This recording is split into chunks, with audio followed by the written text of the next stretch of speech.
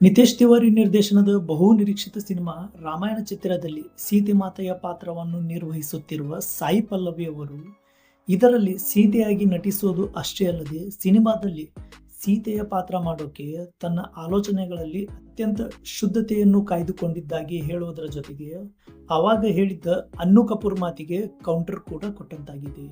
ಸಾಯಿ ಪಲ್ಲವಿ ಮಾತನಾಡಿರುವಂತಹ ಮಾತುಗಳು ಏನು, ಆ ಮಾತುಗಳು ಅನ್ನು ಕಪೂರ್ಗೆ ಕೌಂಟರ್ ಕೊಟ್ಟಂತೆ ಸಾಯಿ ಪಲ್ಲವಿ ಅಭಿಮಾನಿಗಳು ಯಾಕೆ ಹೀಗೆ ಹೇಳ್ತಿದ್ದಾರೆ, ಈ ಮಾತಿಗೆ ಕೌಂಟರ್ ಮಾತುಗಳು ಅಂತ ಯಾಕೆ ಹೇಳ್ತಿದ್ದಾರೆ. ಸೊ ಅಷ್ಟಕ್ಕೂ ಆ ಅನ್ನು ಕಪೂರ್ ಯಾರು ಹಾಗೂ ಸಾಯಿ ಪಲ್ಲವಿಯವರ ಬಗ್ಗೆ ಅವರು ಏನು ಹೇಳಿದ್ರು ಅಂತ ನೋಡೋಣ.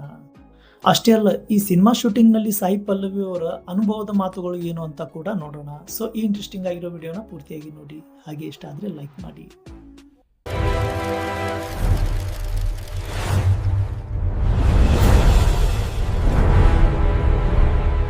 ವೀಕ್ಷಕರೇ, ನಾನು ಆಗಲೇ ಹೇಳಿದ ಹಾಗೆ ಸಾಯಿ ಪಲ್ಲವಿ ಅವರು ರಾಮಾಯಣ ಸಿನಿಮಾದ ಶೂಟಿಂಗ್ ನಲ್ಲಿ ಬ್ಯುಸಿಯಾಗಿದ್ದು ಸೀತೆಯ ಪಾತ್ರವನ್ನ ಮಾಡಲು ತಮ್ಮ ಸಿದ್ಧತೆಯನ್ನ ನಡೆಸಿದ್ದಾರೆ. ಸಾಯಿ ಪಲ್ಲವಿ ಅವರಂತೂ ನಿಮಗೆ ಆಲ್ರೆಡಿ ಪರಿಚಯ ಇದ್ದೇ ಇರ್ತಾರೆ.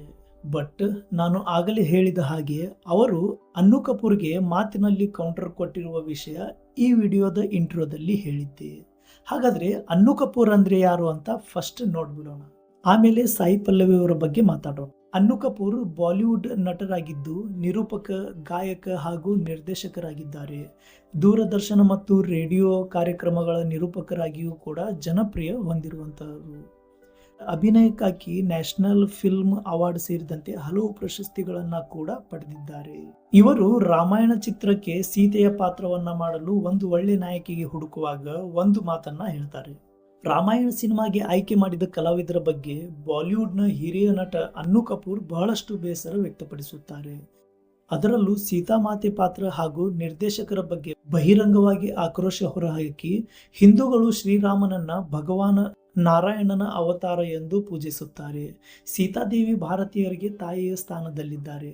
ಆದರೆ ನಮ್ಮ ಸಿನಿಮಾದಲ್ಲಿ ಸೀತೆ ಮಾತೆಯ ಪಾತ್ರವನ್ನು ಯಾರು ಮಾಡುತ್ತಿದ್ದಾರೆ, ಹಾಗೆ ನಮ್ಮ ಜನ ಅವರ ಪಾತ್ರವನ್ನ ಮತ್ತೆ ಅವರನ್ನ ಒಪ್ಪುತ್ತಾರೆ ಎಂದು ಪ್ರಶ್ನಿಸಿದ್ದರು.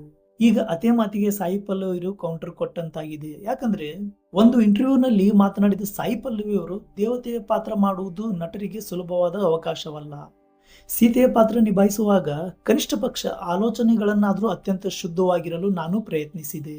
ಶೂಟಿಂಗ್ ಟೈಮ್ ಅಲ್ಲಿ ಯಾವುದೇ ನೆಗೆಟಿವ್ ಆಲೋಚನೆಗಳಿಲ್ಲದೆ ಮನಸ್ಸನ್ನು ಸಂಪೂರ್ಣವಾಗಿ ಶುದ್ಧವಾಗಿ ಇಟ್ಟುಕೊಂಡು ನನ್ನ ಅತ್ಯುತ್ತಮ ವ್ಯಕ್ತಿತ್ವವನ್ನು ಪರದೆಯ ಮೇಲೆ ತರಲು ಬಹಳಷ್ಟು ಶ್ರಮಿಸಿದ್ದೇನೆ ಎಂದು ಹೇಳಿದ್ದಾರೆ.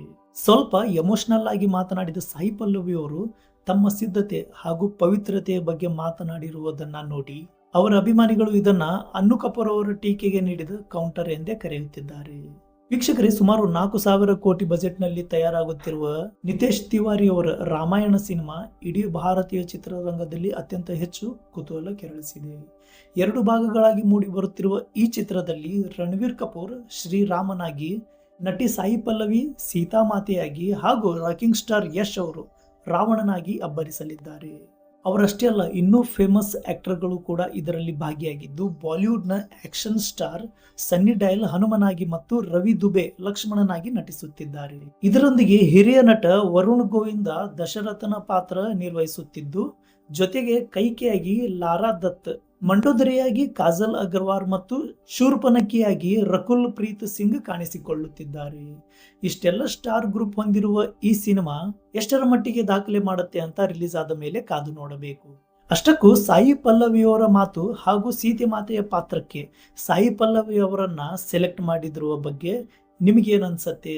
ಇವರನ್ನ ಬಿಟ್ರೆ ಮತ್ತೆ ಯಾರು ಈ ಪಾತ್ರಕ್ಕೆ ಅರ್ಹರು ಅಂತ ಕಮೆಂಟ್ ಮಾಡಿ ತಿಳಿಸಿ. ಇಂತಹ ಅನೇಕ ಇನ್ಫಾರ್ಮೇಶನ್ಗಳನ್ನು ನೋಡ್ತಾ ಇರೋದಕ್ಕೆ ನಮ್ಮ ಚಾನಲ್ಗೆ ಇನ್ನೂ ಸಬ್ಸ್ಕ್ರೈಬ್ ಮಾಡಿಲ್ಲ ಅಂದರೆ ಈಗಲೇ ಸಬ್ಸ್ಕ್ರೈಬ್ ಮಾಡಿ. ನಾವು ಮತ್ತೆ ಸಿಗೋಣ ಮುಂದಿನ ವಿಶೇಷ ವಿಡಿಯೋದಲ್ಲಿ. Thank you.